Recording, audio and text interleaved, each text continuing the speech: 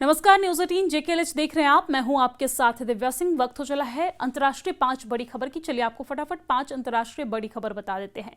पहली बड़ी खबर पाकिस्तान से है। पाकिस्तान के सीडीएफ और आर्मी चीफ फील्ड मार्शल असीम मुनीर ने कहा है कि भारत के साथ मई में हुए सैन्य टकराव के दौरान अल्लाह ने पाकिस्तान की मदद की थी।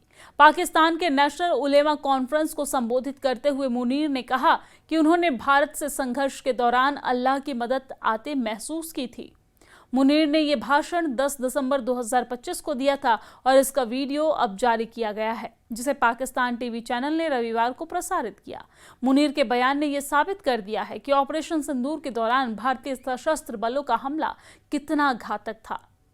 कॉन्फ्रेंस में बोलते हुए मुनीर ने कुरान की आयत का जिक्र किया, अगर अल्लाह तुम्हारी मदद करता है तो कोई तुम्हें हरा नहीं सकता। इसके साथ ही कहा कि पाकिस्तान को संघर्ष के दौरान अल्लाह की मदद मिली थी। मुनीर ने दावा किया कि उन्होंने ऐसी मदद महसूस की थी। मुनीर का यह भाषण सोशल मीडिया पर तेजी से फैल रहा है। और इस साल अप्रैल में हुए पहलगाम आतंकी हमले के जवाब में भारत ने 7 मई की सुबह तड़के ऑपरेशन सिंदूर लॉन्च किया था। इस ऑपरेशन के दौरान भारतीय वायुसेना ने पाकिस्तान और पाकिस्तान के कब्जे वाले कश्मीर यानी कि पीओके के अंदर आतंकी लॉन्च पैड पर हमला किया था। जिन आतंकी कैंपों के निशाने बनाए गए थे उसमें बहावलपुर और मुरीद के जैसे इलाकों में स्थित अड्डे शामिल थे, जिन्हें पाकिस्तान स्थित आतंकवादी समूहों का गढ़ माना जाता है।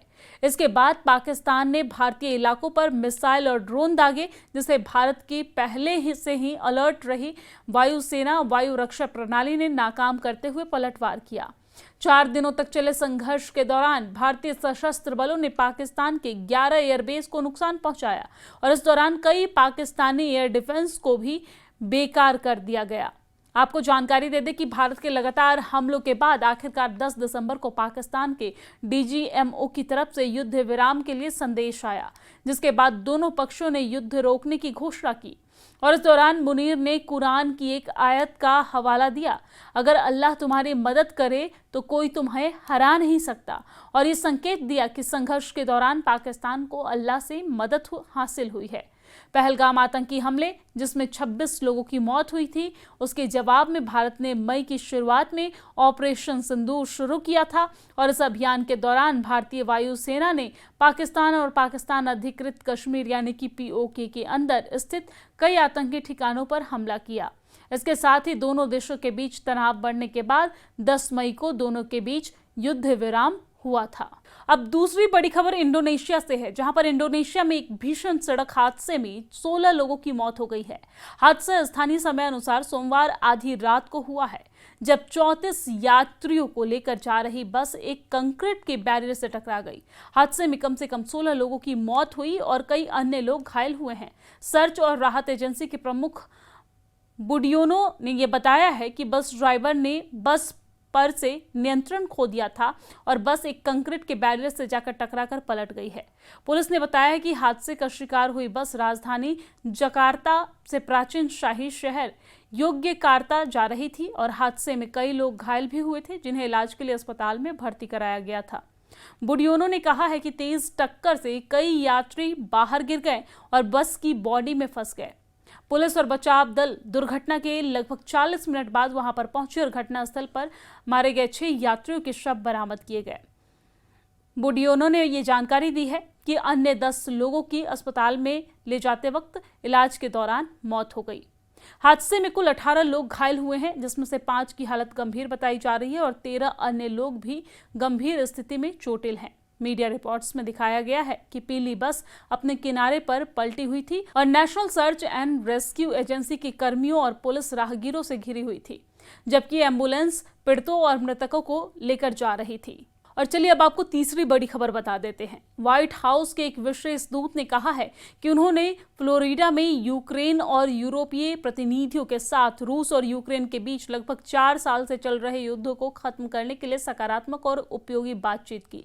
सोशल मीडिया पर पोस्ट करते हुए स्टीव विटकॉफ ने कहा है कि बातचीत का मकसद यूक्रेन, अमेरिका और यूरोप के बीच एक साझा रणनीति दृष्टिकोण पर सहमति बनाना था। अमेरिकी राष्ट्रपति डोनाल्ड ट्रंप के दूत ने कहा, हमारी साझा प्राथमिकता हत्याओं को रोकना, सुरक्षा की गारंटी देना और यूक्रेन के पुनरुद्धार स्थिरता और दीर्घकालिक समृद्धि के लिए परिस्थितियां बनाना है। शांति का अर्थ केवल शत्रुता का अंत नहीं होना चाहिए, बल्कि एक स्थिर भविष्य के लिए एक सम्मानजनक आधार भी होना चाहिए। दरअसल ये बातचीत ट्रंप प्रशासन के महीनों से चल रहे शांति प्रयासों का हिस्सा है। ट्रंप ने युद्ध खत्म करने के लिए व्यापक राजनयिक प्रयास शुरू किए हैं, लेकिन उसके प्रयासों को मॉस्को और कीव की परस्पर विरोधी मांगों का सामना करना पड़ा है। पुतिन ने हाल ही में संकेत दिया है कि वो यूक्रेन पर अपनी अधिकतम मांगों पर अड़े हुए हैं, जबकि मॉस्को की सेना भारी नुकसान के बावजूद युद्ध के मैदान में धीरे धीरे आगे बढ़ रही है। विटकॉफ का सकारात्मक आंकलन ऐसे समय में आया है जब रूस के साथ भी बातचीत चल रही है। क्रेमलिन के एक दूत ने शनिवार को कहा कि फ्लोरिडा से बातचीत रचनात्मक रूप से आगे बढ़ रही है। किरिल दिमित्रिव के मियामी में पत्रकारों से बातचीत के दौरान चर्चा शुरू होने से पहले ये कहा गया है कि चर्चा आगे भी यूं ही जारी रहेगी और इस पर लगातार बातचीत होगी। अब चौथी बड़ी खबर बांग्लादेश से है, जहां पर बांग्लादेश पुलिस ने रविवार को कहा है कि युवा नेता शरीफ उस्मान हादी की हत्या के मुख्य संदिग्ध के ठिकाने के बारे में उसके पास फिलहाल कोई जानकारी नहीं है।